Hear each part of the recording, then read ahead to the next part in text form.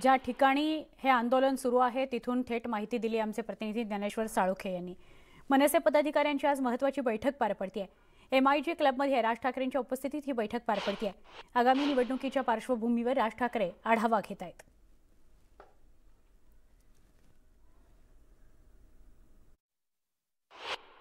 आजची बैठक जी बोलवलेली आहे त्या पक्षाच्या ज्या इतर संघटना ज्या आहेत या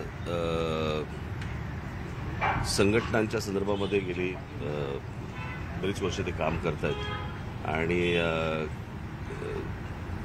काही संघटनांमध्ये जे काही इश्यूज असतील, प्रॉब्लेम्स असतील आणि त्याच्या संदर्भात ते समजून घेणं, ऐकून घेणं आणि त्याच्यावरती त्यांना काही सोल्युशन्स देणं, तोडगा काढणं, याच्यासाठीची आजची बैठक आहे। तशी ती म्हटलं तर अराजकीय आहे आणि संघटनात्मक असल्यामुळे तसं बोलण्यासारखं काही नाही आहे। आता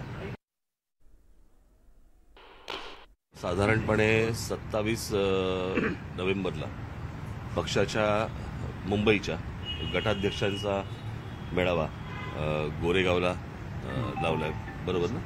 गोरेगावला कुठे ते नेस्कोला तो 27 तारखेचा मेळावा झाला की बहुधा 28 तारखेला किंवा 29 तारखेला मी कोकणाच्या दौऱ्यावरती निघणार आहे। पहिला मी कोल्हापूरला जाणार आणि कोल्हापूरला देवीचं दर्शन घेऊन तिथून मग मी कोकणाच्या दौऱ्यावरती निघणार आहे। अनेक दिवसांपासून राजकीय विरोधात चर्चा आहे आपली एकनाथ शिंदे महायुतीची युती आणि या संदर्भात आपण एकनाथ नारा दिलेला आहे, पण मग परत काय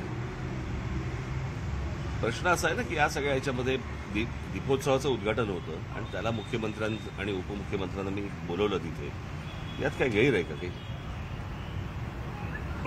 प्रश्न असा मी उद्या म्हणजे कुठच्या फिल्म स्टारला बोलवलं असतं तर मग मी काय चित्रपट व्यवसायात जाणार असं होतं? कोरोना